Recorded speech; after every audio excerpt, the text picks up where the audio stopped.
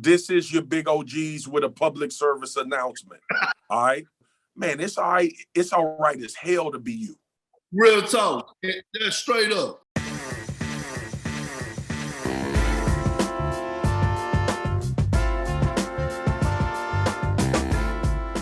Podcast is what they call it. Episode 2 is what we call this one. Me and my brother back at it again. Mm-hmm. Perk, it's been a long week. I feel like it's been too damn long since we did this, man. Yeah, I was thinking the same thing. I had so much fun doing the first episode.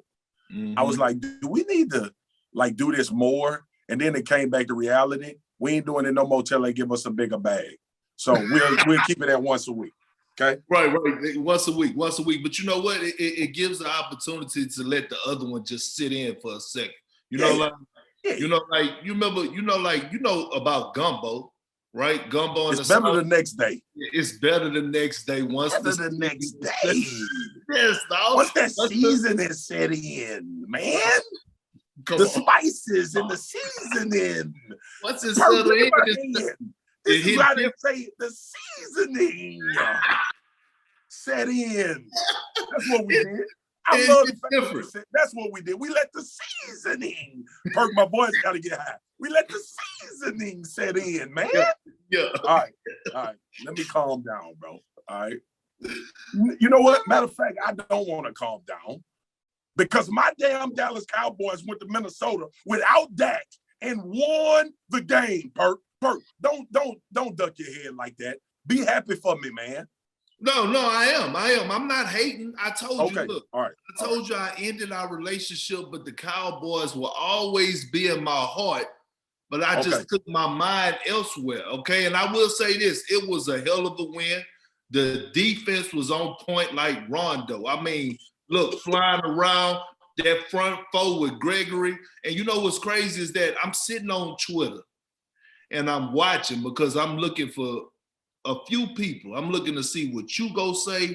I'm looking to see what Ryan Clark is going to say. I'm looking to see what Dan is going to say. And I'm looking to see what Big Woody is going to say, right? And when Gregory was getting all those penalties, you know, I started to tweet out something. And I said, let me hold tight because he just might make up for this. And he did just that. I'll tell you right now, boy, hey, y'all defense is on. Yes. You remember how we were talking about them old dudes last week on the podcast? Yeah. This is what they do when they get happy, Perk.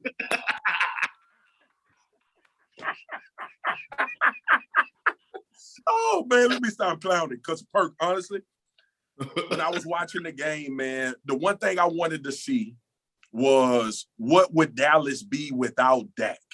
Right? Because the reality in this league is sometimes you're not going to have your horses. Right. You're not going to have, your main guy. And last year we saw them fall absolutely apart when Dak got injured. This game showed me that Dallas is a complete team more than any other game they played all season long, right? From a defensive standpoint, they knew they had to keep this game low scoring. Come on. They gave up 16 points. Offensively, they knew they had to run the ball at a high clip. Did it successfully. Still, Kellen Moore, the offensive coordinator, didn't get away from what the Cowboys do. He still pushed the ball downfield to Coop. He pushed it downfield to CeeDee Lamb. Yes. Cedric Wilson got a double pass. Like, they played the way they've been playing all season long without Dak. That's what I was excited about. It was inspiring. It was inspiring. Yeah, man. I mean, it was inspiring. I was like, this is the Cowboys, how they used to play from the good old days. That like you would say, they got it in the trenches, okay? They got it in the trenches. This was a game that you honestly could say that the Cowboys won at the line of scrimmage. 100%. They won at the line of scrimmage. So, speaking of line of scrimmage, right? Because I don't just want to stay on the Cowboys too much because I know every Cowboy fan out there is feeling themselves right now, and I get it. But speaking of defense, how did the Rams upgrade their defense even more by adding Von Miller? Now, look, I'm gonna give it to you, but I'm going to say this, okay? I had the Titans pick to win the Super Bowl. That was my bold prediction. All right? Yep. We'll get into Derrick Henry, right? But after Von Miller, after the Rams made this move, getting Von Miller, I said, man, hold on. You got Aaron Donald. You got that front row over there. You got Ramsey. Leonard Floyd. Now you add Von Miller. And now I start to think about what's the old saying, and you know this, that defense win championships.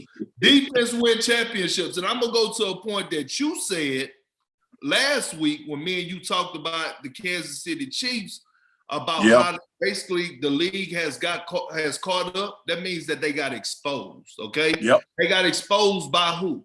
The Tampa Bay Buccaneers win last year in the Super Bowl. How did Tampa Bay really win the Super Bowl? Defense. They defense. So I want you, I know you was just on your high. I hate when you beat. I know we had all that, but you got to keep it 100 because that's what we do on here. Yep. Does the Rams getting Von Miller make them the favorite to win it all this year? Yeah, Perk, I'm scared. I'm scared. Oh. I'm scared. You scared? Let me just say I'm scared. I'm scared. Like, cause listen, bro. One thing about football, man, and this is why this move was so great. One thing about football, and you know this about basketball. Who's your closer? Who do you have as a closer, right? And when you think about that from a defensive perspective, who's your closer? So we've always said that was Aaron Donald for the Los Angeles Rams. We've always said when a play need to be made, 99 gonna make the play. But now offenses are like, look, we ain't letting Aaron Donald wreck our game. So last year they brought in Leonard Floyd, who everybody said was a bust in Chicago, say he couldn't play football at all. You put him in a better scheme, you put him next to Aaron Donald, and now he a $60 million man, and he having more pressures than most DNs in the league. Come on. And now you add Von Miller. So here's the decision teams got to make. Who are we going to block? Who are we going to double team on third down and try to stop them from decapitating our quarterback? That's the issue that you have. Not to mention Jalen Ramsey being back there locking down one side of the field, right? Perk, I'm scared, okay? And I know why you brought this up. And I'm pissed off that you brought it up because you're raining on my parade, okay? You're raining on my... I didn't break the news. You broke the news on the podcast. I did because we gotta talk about something. This is a big deal. This is a huge deal. Anytime you see something that say breaking news or blockbuster, because we're blockbuster, we got to bring blockbuster type activity and energy in here. Now, I mean, it may have touched your soul a little bit, and I get it. The wrong way. I get it. But at the end of the day, God darn, you just spoke the gospel. That Rams defense is serious. Bro, it done got crazy. That's crazy. That tells you not to harp on it too long. Still not my favorites because Dallas. And people don't realize, all right, you making faces, but let me explain my side of it. Okay? Go ahead. Dallas been playing the majority of this season without DeMarcus Lawrence, who's gonna come back, who's a big time player when it comes to what they've been doing. So now you got that married up with what Randy Gregory is doing. And then too, man, Tyron Smith was out in this game against Minnesota. Backup left tackle stepped in and did a really good job against Everson Griffin. Lyle Collins ain't been playing. So listen, this is about right now, when you look at the three teams, to me, you got Dallas, the Rams, Tampa. And Tampa is not fully healthy. Gronk had back issues. AD ain't played. Defensively, they still missing some guys. You look at the Rams with this addition. And to your point, I'm not going to argue with anybody that says this puts the Rams over the top in the NFC. I will not argue that. What I will argue is game in, game out, the most consistent team has been the Dallas Cowboys. Yeah. And they just went on the road and won without their starting quarterback. I don't know if the Rams would have won that game without Matt Stafford. I could dig that, and it So goes. I'm giving them. That's the reason. You know how much I No, love the Cowboys, but no. you know I'm realistic. Too, No. But you know what's crazy? I was just giving you a hard time. But to be honest, I'm looking at the Cowboys, and I'm looking at all the weapons, right? Yeah, man. They have offensively, and they have the most explosive offense in the NFL. Like the most explosive, and I get it. They do. Right? Like when you look at just CD Lamb, you look at Amari Cooper. They don't even have Gallup right now, bro. Dude, Gallup out, bro. But they finding Cedric Wilson caught a touchdown and threw one in this game. And then Zeke, bro. Zeke back. Zeke toting that mill. Zeke's back, bro. So yeah, this NFC race is gonna be bananas down the stretch, bro. It's going to be crazy. The one thing Dallas got working for them is their schedule is not really tough here for a few weeks. But anyway, yeah, I was can I make a confession, bro? Go ahead. I was a little pissed off when I heard Von Miller got traded to the Rams.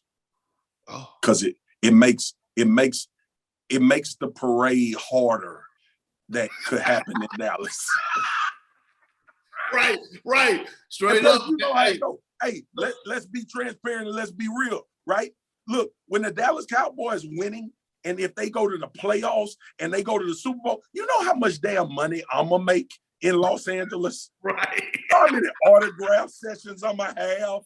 I need them to make it. Okay. When LSU won the national championship, I made so much damn money per. That's what I'm saying. People was asking me to sign T-shirts. That's what I'm saying. But you know what? And I'm going to end on this part with the Cowboys.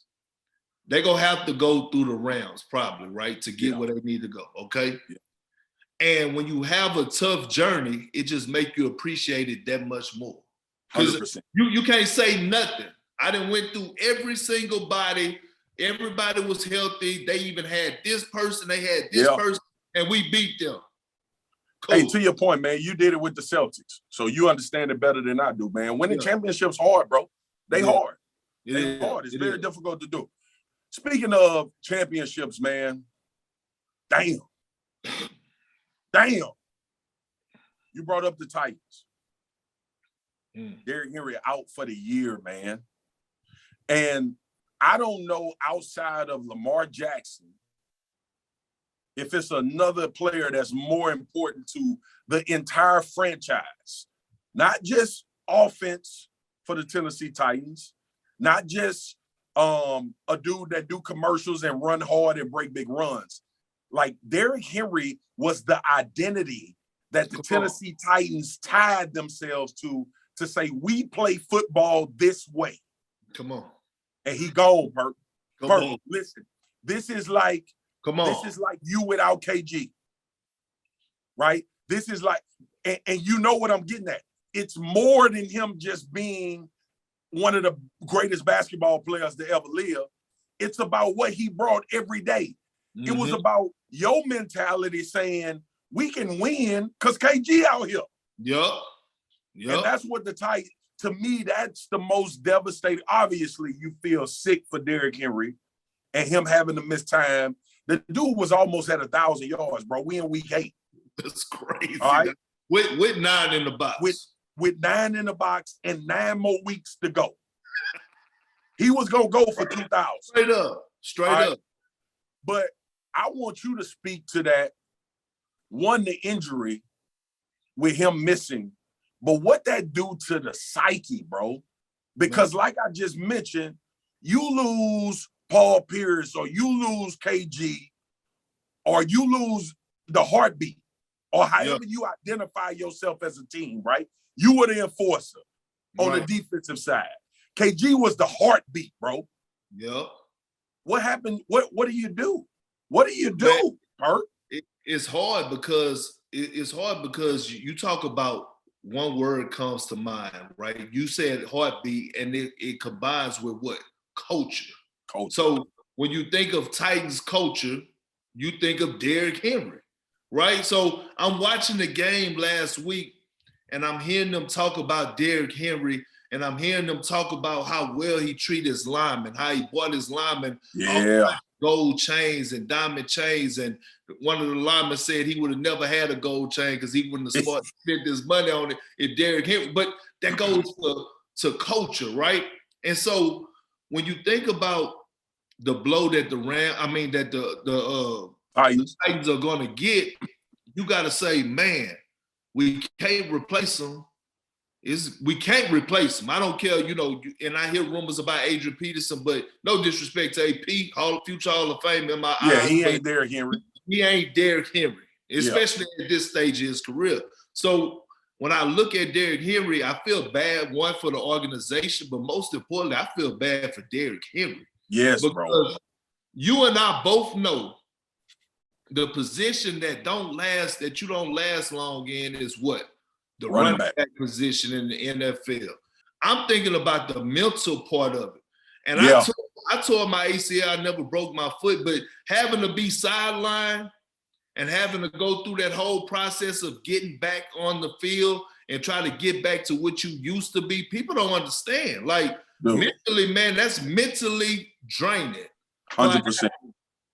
Mentally draining. And so my thing is, I want Derrick Henry, not just for the Titans, but for himself to get healthy and come back for the game of football. Yeah. The fan, we need Derrick Henry because we was just starting to get the best of him. So as a 100%. fan, I need to see that. I need to see them stiff arms. You see? That's how he be doing, be strong with it.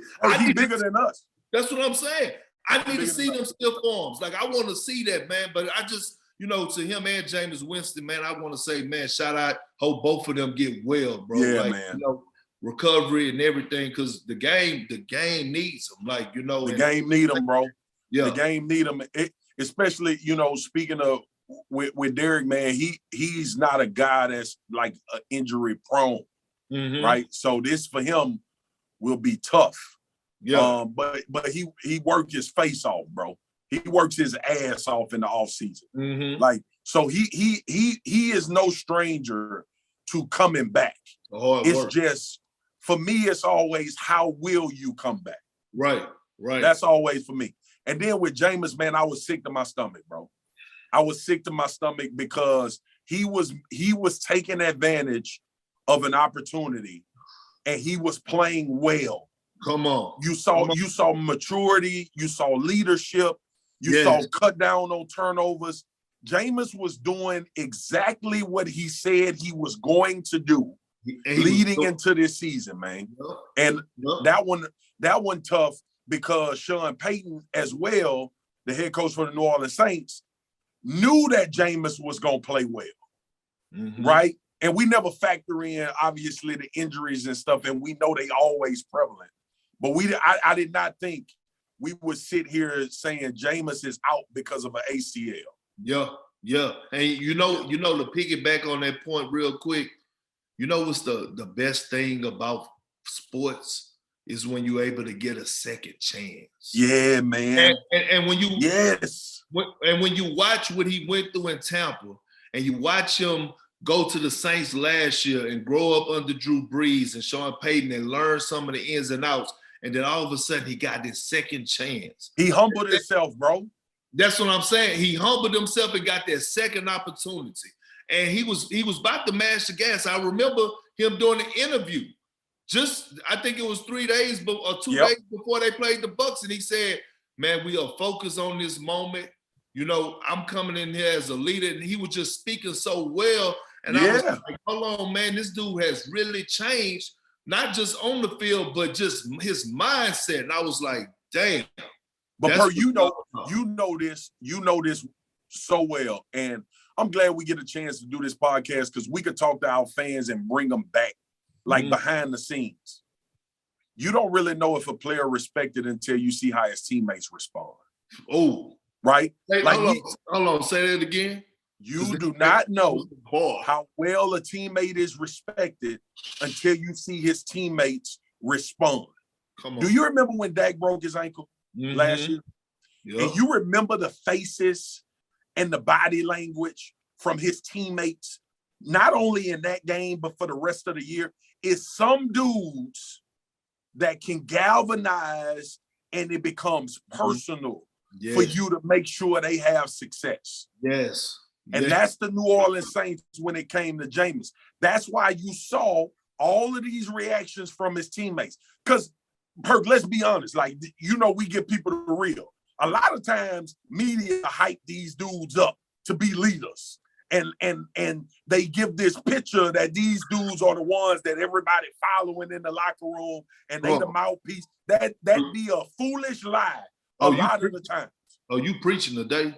So when you determining who's a leader on a team, or when you determining who the teammates gonna ride with, watch how they respond when some adversity hit that dude. Or if that dude walking up and down the sideline and you see eyes as opposed to, all right, man.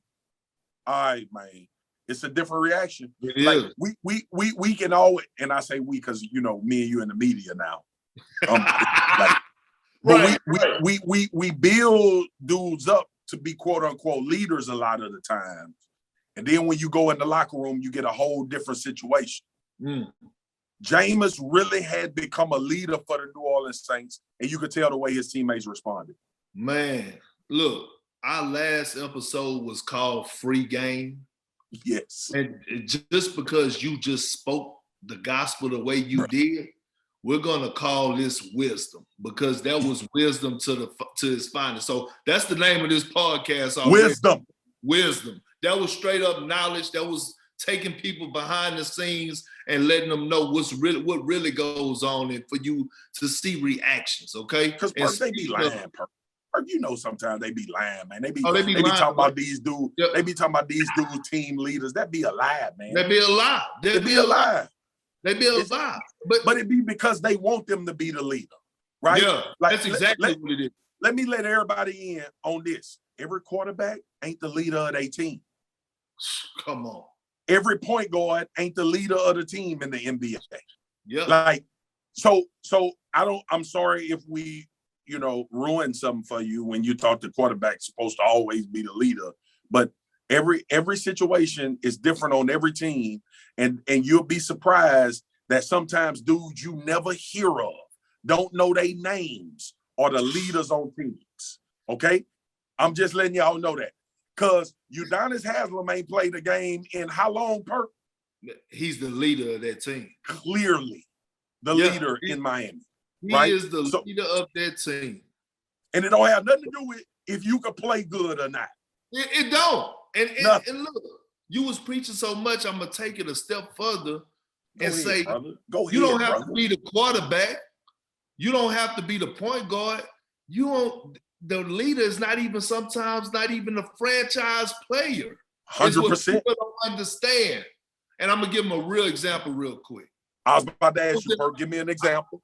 I was in Oklahoma City, and I told the world just a few weeks ago, I said, the heart and soul of our team and the leader of our team was Nick Collison.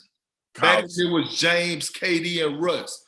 People, Perk, you tripping. Oh, man. No, go ask anybody. If you watch Russell Westbrook documentary, you know who he had on there? Nick Collison. Yeah. If KD have a documentary that come out, you know who you going to see on there? Nick Collison. Nick Collison was the heart and soul of that team. And you don't hear a word from Nick Collison. People don't even know he exists at the moment. Don't even know what the hell he do. But we was talking about wisdom. And since you diving into your bag. I got started early, Perk. My bad. We supposed to say this for later. Yeah, like you got fries at the bottom. Mickey D style. Mickey D style. You in your bag right now. I want you to stay in this space. Man. See how we swapping roles I'm hosting right now? Man, go ahead. Because you're doing your thing, and so I want you to cook. And why I want you, listen, while you're cooking, you turn in that crock pot. I want to hear about Calvin Ridley, right? Oh, man. Stepping away, serious note, stepping away from the game of football, right, to address his mental health. And I want you to take me inside of because people always say, oh, this professional athlete, he makes so much money, or he's doing this. How does he have mental health problems? Like money solve everything. So I want you to take us into a deeper dive on how you feel about Calvin Ridley stepping away from the game to address something very important for him, his mental health. Well, first of all, let me say I'm proud as hell of him. He more brave than I was. Probably both of us, because I'm sure I dealt with mental health stuff when I was in the pros and just didn't. I called it I'm tripping. Yep. You know what I'm saying? Real talk. That's something in our, like in the Black community, bro, especially amongst males. We, our pride will just let us suffer in silence and die without ever saying to somebody, hey man, I'm hurting, I need help. Yep. You know what I'm saying? So for me, man, like when it comes to Calvin Ridley, and we talked about Derrick and how he was gonna have to be mentally tough. We talked about Jameis and how he's gonna have to be mentally tough. And mentally tough meaning going through the process of coming back from an injury. Right. This is not the same as mentally tough as what we talking about with those guys in particular. But it is a similar segue because we got high stress level jobs. I don't give a damn how much money you making. It's a high stress level job. Come on. And the job is being judged every day. Most people go to work, they have a year-end review, they have a quarterly review. We got a review every time we practice, every time we play. Straight up. When I was playing for the Cowboys, we would be walking out for practice, and it would be dudes going through drills and individual with some of our coaches, because one of them probably about to take somebody's job. And we walking out there on the field getting ready, and one of them dudes working out, you may have a slip in your locker at the end of practice telling you that's a wrap, and they may be moving right into your locker, the same dude you saw working out. So it's a lot of that type of pressure. What I'm so proud of with Calvin Ridley is identifying that. Yes. Hey, man, I ain't right, man. Come on. I ain't right. Something going on. And yeah, I know I'm the number one receiver for the Atlanta Falcons. I know our season not going well. I love my teammates. But this is about my mind and the things that I'm dealing with right now. And it takes precedence over anything that anybody got to say. I remember we talked about this with the gymnast, man. What's her name? I can't think of it. Simone Biles. Simone Biles, yep. And she said she stepped away from the Olympics. And here's the thing, man. And I said this when we were on TV, Perk. People mental health ain't up for discussion, bro. Nah. It ain't no opinion you got for that. That's an individual dealing with what they dealing with. So more than anything, I'm glad Calvin Ridley didn't let his pride not let him identify that something was going on. I'm glad he didn't chalk it up to, man, I got a hard job, we losing, I'm tripping right now, but I'll be straight. I'm glad he didn't do that. I'm glad he said, hey, I got to step away. Yep. Because where I am as a person, who I'm going to be after this NFL stuff, who I'm going to be after the fans stop tweeting and how much they love the touchdown that I caught. Come on. I still got to live with Calvin Ridley after all of this stuff go away. So let me step away and take care of Calvin Ridley, because that's what Calvin Ridley deserves. Yep. And I'm not going to let my pride take me away from doing it. I ain't going to let people tell me that I'm being soft. I ain't going to let nobody tell me, nah, you good, bro. Just take some time. You'll be all right. No, I'm stepping away, Big Perk, and I'm proud of him for it, bro. Straight up. And I am too, because here's the thing, right? Especially when it comes to African American, right? African Americans.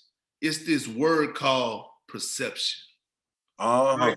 So you have perception, and you worry about what everybody's going to say about you. You and I have been there. We played the game. We know. Now, they didn't have social media like they do now, right? Where you can go on social media and see what everyone is saying about you. So you had some type of sanity.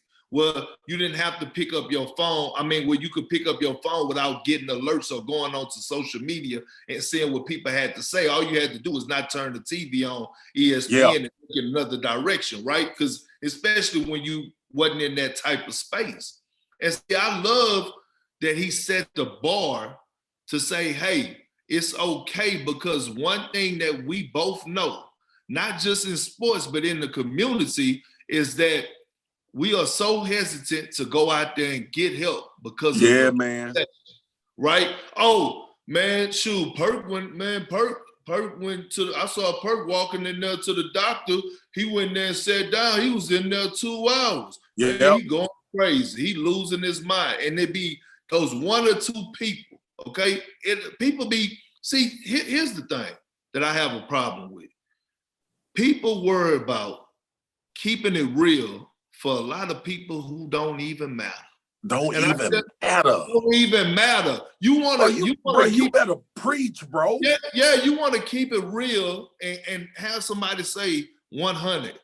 And if you was to fall or you needed to call them, they ain't got $20 to give to you or loan you. Hell, they don't even have no advice to give you because they in a bad situation themselves. So you know what? You know my saying, big bro. What you eat don't make me boo-boo. Straight up. Yeah. So what he did was he made it okay for other football players because Calvin Ridley only 26 years of age. Yeah, man. You know what I mean? And so when you talk about mental health, you got to understand, a lot of us didn't grow up with a silver spoon in our mouth. Hell, a lot of us grew up poor, food stamps, whatever the case may be. Yep. So at the end of the day, when you start getting money and you start being in that limelight, people don't realize it was times when I was playing, bro, I wouldn't even pick up my damn phone because I didn't want to see all the million text messages I was going to have about a light bill need to be paid. Yeah. Or man, something just happened in my life, because all of a sudden, what people don't realize is that athletes to their peers and family, they become like almost, the parents. Yeah, parents and therapists, and you like, hold on, bro. I gotta, in your voice, I gotta give myself some grace. Hell yeah. How I'm gonna give myself some grace is I gotta ignore this. And you have to get over that hump of people saying, oh, you acting funny or whatever the case may be. You're damn right I am. Yeah. You're damn right I am. Because you're not giving yourself no grace. So I want to applaud Calvin Ridley, man, for standing on that front line and saying, you know what? I'm going to do what's best for me.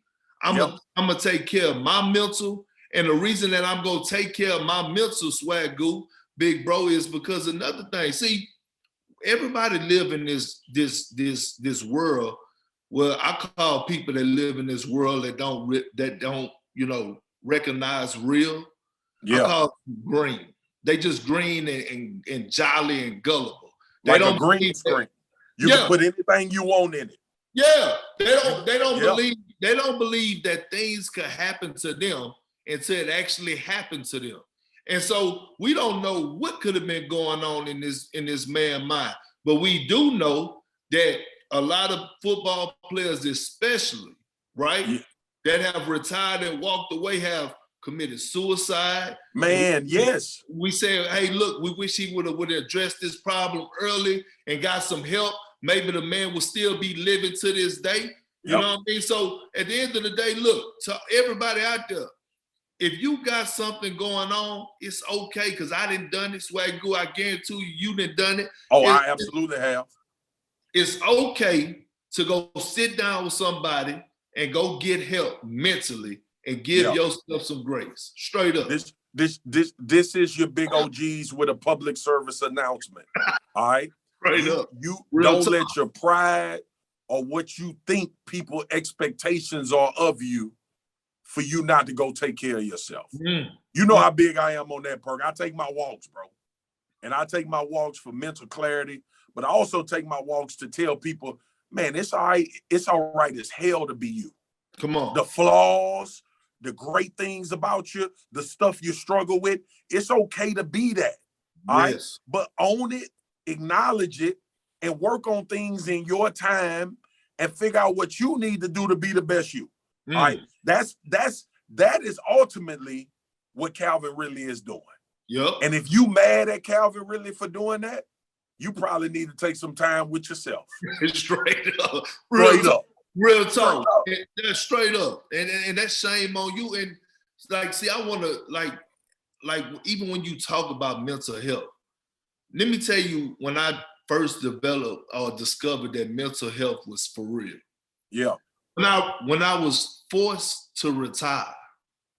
See, when I was forced to retire, Swagu, big bro, I was forced to retire, meaning I didn't have to retire because of injuries. I didn't retire on my own terms. I retired because the damn phone stopped ringing. Yeah. And so when the phone stopped ringing and you was like, hold on. So you hitting your agent up and he like, nobody circle back, Perk. And you start to see that window close. And the only thing you ever knew in life was the game of basketball, the sport you played. You come in this dark space. It has nothing to do with money. It has nothing to do with none of that. It's about coming into a different type of space, and your life is about to change. So Brody, drill down on if you comfortable on some of the detail. What were you going through? What were you going through when you start realizing that? Bro, listen, I was literally, I would wake up all times of the night, checking my phone to see if my agent called me, or waking up at 6 a.m. with my phone in my hand, checking my phone while I was working out to see if I was going to get that call. And bro, I got so much in a bad space that I started ignoring my wife. I started ignoring my kids. I started ignoring the world. And I found myself out of 24 hours throughout the day, about 16 of those hours, bro, I was in my bedroom, wasn't coming out, wasn't going out because I was too ashamed to go out in public and somebody be like, oh, that's Kendrick Perkins, man. Who you with right now? You're like, man, I ain't nobody. So now it's all messing with my psyche. And now you find yourself start to be angry. You start to have these meltdowns. You start to tripping is what I was calling. I get the tripping when the elephant in the room that I needed to address was my mental and saying, 100%. You know what? I got to get ready to graduate. And so I wanted to ask you, because I know what I went through in the space that I was in. That's how I knew when mental health was real, when I was forced to retire. Yeah, Perk, I went through depression, man. And it wasn't like, for me, it was more about what now for me, right? Because this is something people don't realize too. Since I was about 9, I knew what I was doing every year. I knew football season was coming. I knew basketball season was coming. And I knew I was going to be working out when I wasn't playing actual games. So 9 to 31, I knew every year what I was doing, right? And that's not to mention I started playing football when I was 6. But before that, you don't really understand what's popping. You just playing. Right. And dude, I tell people all the time, man, like I had to pull my wife to the side and I told her, I said, babe, I know I'm tripping. Like, I know I'm tripping. But this is what people got to realize, man. And this is why you have to have the support system, especially the wife, if you're fortunate enough to find one that's going to hold you down. Is one, they give you grace. They understand. Preach. Because they've been with you for a long time. And they understand that this is not actually who you are. The second thing is you got to start trying to figure out, where do you fit in with your family? Right? Like, I was waking up, going to work. I was coming home from work to dinner. I was going into my theater room, watching game film, getting ready to play on Sunday. That was my revolving cycle. I never had to think about what the kids gonna eat for lunch. Do you need me to take somebody to practice? Do you need me to take them to school? I'm trying to find my place. And my wife has already been in this mode for the last 10 years. She already got her home thing figured out. She got the kids squared away. She know what she doing during the day. And Perk, I'm sitting in the house like, man, I ain't got no practice. I ain't got no game. I don't have nothing going on. And then you start trying to make stuff up. You know, like I'm gonna go, man, I'm gonna start me a business. I'm gonna invest in something. I'm gonna go find, and all the time, to your point, man, all the time you realizing that I'm literally at a loss for identity right now without this major part of life. So that's a big deal, bro. Because when I got released from the Ravens, I was happy to be released because my body was hurting so bad. And I was like, man, I'm not really giving what I should be giving to a team. Like I knew it was over from a physical standpoint. Right. But then I got back to Dallas, man, and you sitting around first couple of days, you lit because you like, damn, bro, I got all this time. I'm chilling. I'm finna go hunting, fishing. That that's my thing. Straight up, I got everything. Man, that got old so fast. Yeah. And then you start realizing, like, and this is always the thing. I had money, Perk. I could look at my bank account and see 7 figures every day. Every day when I was struggling mentally, I could look in the bank and be like, damn, I got money. And to your point, it means absolutely nothing when you're struggling. It ain't an amount in that bank account when mentally you don't know what the hell you doing that can save you from that. It ain't nothing. So I went to therapy and started realizing, like, and crazy thing, I want to know if you discovered this.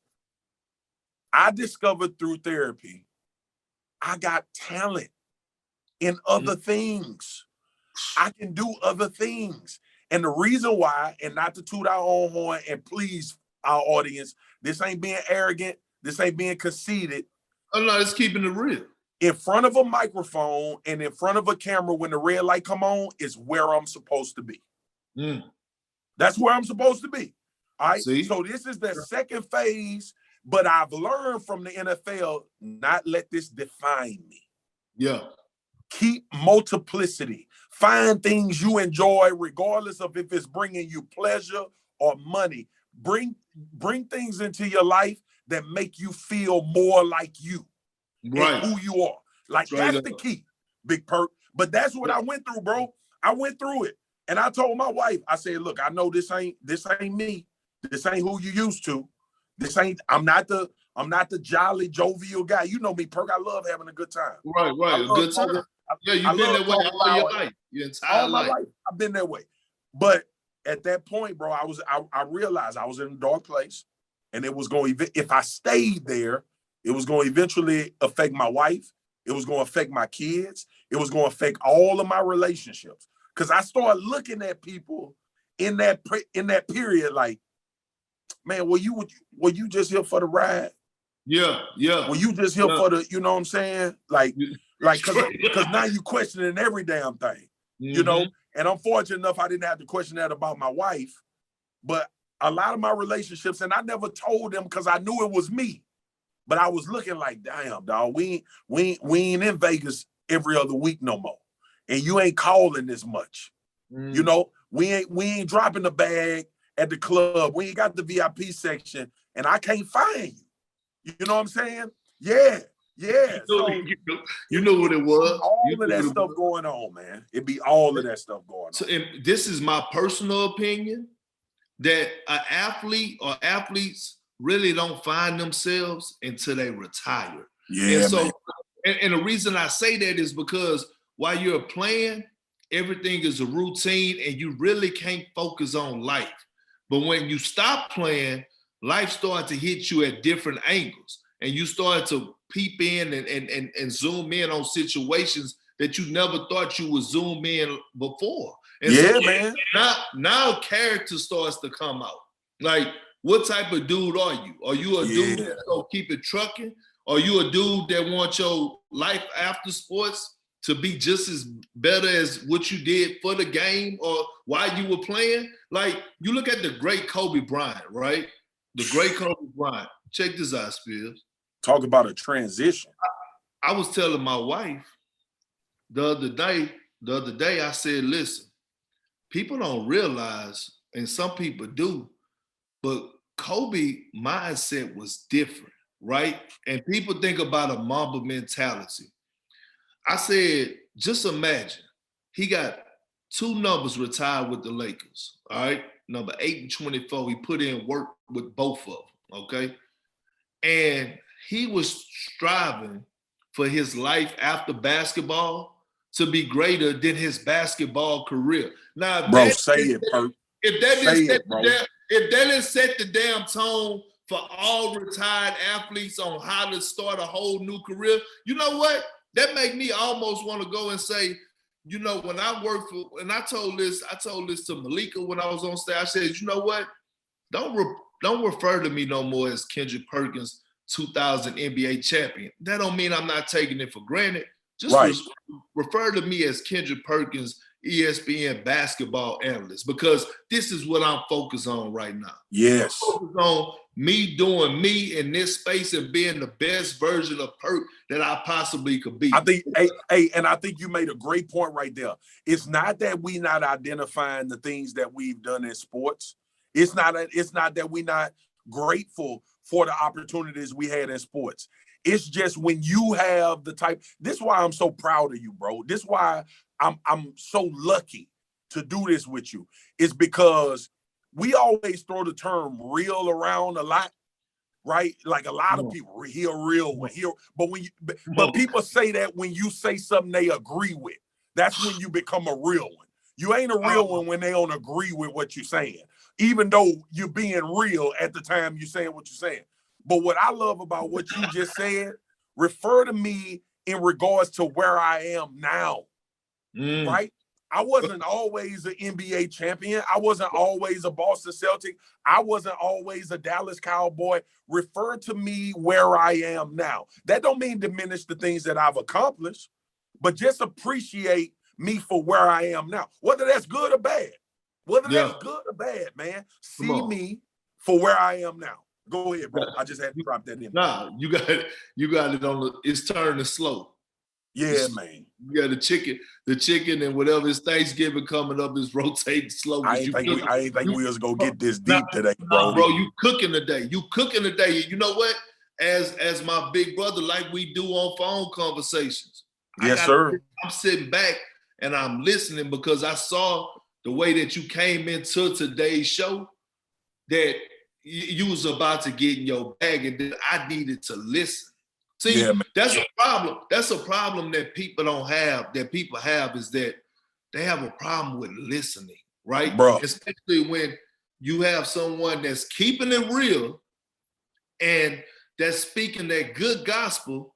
Instead of you listening, you just want to come back. And like, my thing is, I'm sitting up here listening, and we talk about transitioning. We talking about the great Kobe Bryant setting the bar, right? Setting the bar for life after basketball. Then you see guys like my guy Caron Butler, right? You watch what he's doing after basketball, and you look at who he looked up to for after basketball, right? Because after sports, it seems like you become a better father, you become a husband, you become a better human being. And then all of a sudden you start to weed out all the nonsense. And that's what makes it so great. And so when I talk about Kobe Bryant, and we talk about what he did after basketball, right? I just want to say this before we dive into this next topic. My message out there to all athletes that are currently playing, right? That's playing right now, and you feel like everything is going your way, which it is, and everything is just, about your sports. One thing about it, those years go by fast. Fast, man. And I'm telling you from experience, some people want to retire and just, they want to stay at home all day. Some people, it's not in them just to retire and they want another chapter in life. But if you want out there and you're listening to this, have your plans already planned for when man. And you know what's so messed up about it? Bro, so many people told me this while I was playing, and I just said, man, I ain't trying to hear that. I ain't trying to hear that. Then all of a sudden, I'm sitting right here in this seat today trying to tell somebody else, hey, man, have that plan in place. 100%. Because, Brody, when it's over, it ain't no coronation. It ain't no parade. Hey, I tell people this all the time. Jerry Jones ain't called me one time since I stopped playing football. And Bashotti in with the Baltimore Ravens ain't called me one time. And I'm not mad at him. It's business. It's business. Hey, man, It's you go out here and ball out. It's what? It's business. Okay? And you got a lot of dudes, and I'm gonna give this piece of advice to the players now, and we're gonna move on to Kobe because I want to talk about that. Hey, man. Don't be bitter thinking these people care about you beyond that field. Don't leave your game. Don't leave that field. Don't leave that court. Don't leave that baseball diamond expecting the love of that organization or that franchise to check in on you every day. Okay? You leave that organization saying, I did what I had to do. If we have a great relationship, cool. But be okay with going to 17 Pro Bowls and the owner not calling you and checking on your family like he did when you was playing. Be cool with that because they moving on. They trying to find their next 17-time Pro Bowler. Okay? Brody, you mentioned Kobe, man, and I read something, dude, that was just so inspiring. And really, it's the example of legacy. Mm-hmm. Like, we throw that term around loosely. We always talk about we want our kids to benefit from the things that we were able to do in this lifetime. And Perk, let me go and throw this out there for ESPN right now, for media, for us. We want this career to take care of our kids' as well as the league did for us when we was playing. I ain't trying to make $12 an hour working at ESPN. I want the biggest damn bag I can get. Yeah, okay. Straight up. But with that being said, man, Kobe Bryant. All right, let me kind of bring people in. Kobe Bryant invested $6 million into a drink called Bodyarmor. All right. Bodyarmor was just bought out with an $8 billion valuation.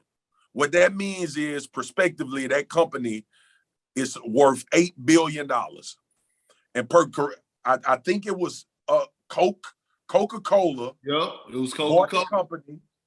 Kobe's initial $6 million investment. All right, and look, I know everybody ain't got $6 million. Invest $6 damn dollars. Okay, we trying to teach you something.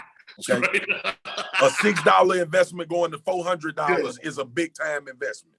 Yeah, but this, after this valuation and after this deal goes through, Kobe Bryant estate, which means his wife Vanessa, his children, will receive $400 million from a $6 million investment that Kobe Bryant made in Bodyarmor. Now, Kobe been gone 2 years, Perk. Yep, 2 years. Going on. Kobe been gone 2 years, and his family's still eating because of what he did in his lifetime. What he did. That's the message. That's the message, table. y'all. That's the message. That's why you grabbed it. He set the table. Bro. He set the table, dog. Talk about it. Talk about it, Perk. He set the table. And this is what I was saying. I know he set the table while he was playing, but he set it up for after he was playing. This is what I'm telling you.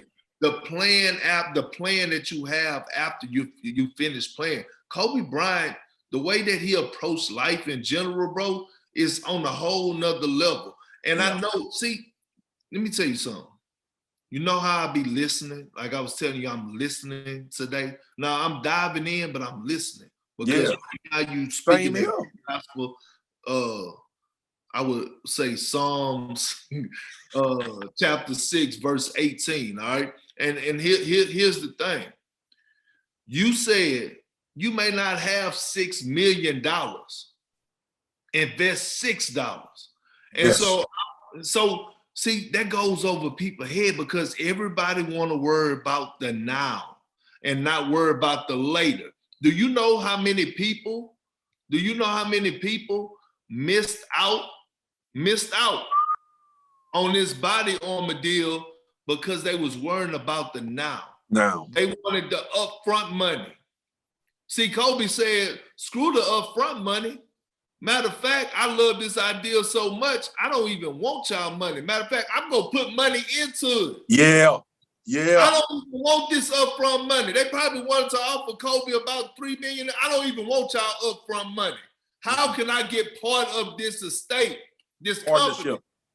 Let me get this partnership. I'm going to dump in $6 million. I'm going to dump in $6 million. That's what I'm trying to tell people. Like, this is where your mindset got to be, dog. And so when I think about Kobe, God rest his soul, he just set the bar, man. He set the bar so high for athletes for life after sports, bro. Yeah. And if you can't look at Kobe Bryant's story, not his basketball, I'm talking about the Kobe Bryant that was a girl's dad, the Kobe Bryant who, by the way, lost his life heading to where he was going to. Daughter's game. Game with Gigi Game to go to the gym, bro. So that Kobe Bryant who won awards after playing basketball. Yeah. Who was making money after playing basketball. Who wrote a memoir. A crazy magical book, dog. Like that's who you trying to be. So, you know, my thing is, because I know we touched on a lot, but my whole thing is that to all the people out there, right? Not even just in sports, your mental health. I gotta keep, because you remember I text you. You remember that, right? When I saw your post and you was on you was on your good walk. That's how you see. That's how you know we getting old. Okay? That's how you know we getting old.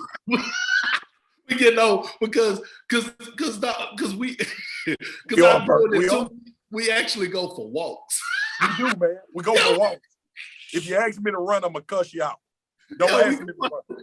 We going on walks, and so when I asked you to send me that, it was on a Sunday morning. I text you. I said, bro, send me that video. Because I gotta share this, because I felt that. Now you gotta give yourself some grace. That's what man. You gotta give yourself some grace. You got to. You gotta allow yourself to go back to zero and rebuild, bro. A lot of times when we athletes, a lot of people build up, right? And we never take the time to build ourselves. What do we want to do? Right? You get tugged and pulled. You went out of high school, bro. When I ask people tugging and pulling at you, telling you what you are, telling you what you're not, and you realize when you get to 30, I haven't even defined myself for myself. Come on. You know what I'm saying? I've just been an athlete all my life. I've been the breadwinner. I've been the kid that was gonna make it out my whole life, and never sat down for a minimum of an hour to say, man, you know, this is what I want to be. Right. You know what I'm saying? Because it's blasphemous when you tell somebody. It's blasphemous when you got NBA talent and you tell somebody you don't want to play in the NBA. They look at you stupid. But the reality is maybe he don't. Right. And that's cool. Yeah, I'm 7 foot. Yeah, I could shoot a jumper. I don't want to play in the NBA. Like, we got to stop putting these things on people that they don't want it for themselves, man. Come on, man. And you really got to define yourself. Come on. You got to define yourself, man. You got to define yourself, man. But, dog, listen. And to our youngsters out there, Perk, stop letting this damn social media tell you who you are. Ooh. Don't let it do it. No. It's a lie. It's a lie, and the truth ain't in it. Ooh, hey, look, I promise you, I was about to tee you up, because I was about to say, I know we coming to a close and I wanted you to give some wisdom, but you just dropped the most wisdom that you possibly can. That's it. On the younger generation. And I'm gonna say this. I'm gonna say this before we go. One, I love you, my brother. Love you too, bro. Two, on top of that, that's not just for the kids. That's for the adults. That's for everybody. Everybody. Don't let social media fool you and start tricking you to believe that you're somebody that you're not. Yes, Go be man. somebody. Yep. You know what I'm saying? Don't get fooled by social media. So that's what I'm saying. But man, you just spoke to God. Hey man, follow the pages that lends itself to ownership. That's what I'm teaching my kids, man. Like, go own something. Yeah. Where you could determine for yourself how you want to work, what you want to do. I'm not too late to the party for that, but I understand what that means when it comes to the real American dream. Yeah. The real American dream is ownership. That's the real American dream. Okay? Supply and demand and supplying something that people need and they can't live without. And then you go buy you a big ass yacht like Paul Allen. Okay. That's the wisdom. That's the wisdom, Big Perk.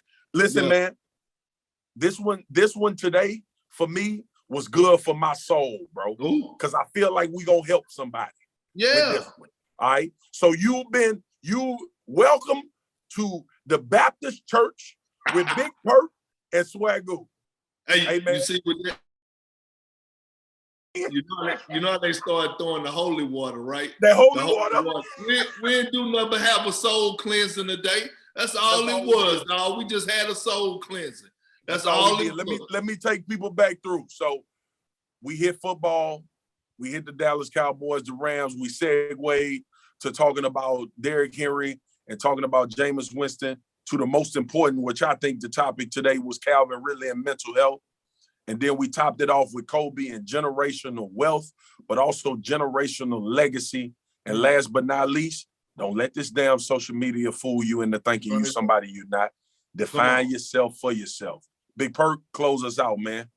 Man, hey, look, episode 2, we gonna call it wisdom, but we spoke a lot of gospel, especially my big bro Swagu. Look, I'm telling you, that holy water, man. Look, no dirty souls over here, all clean.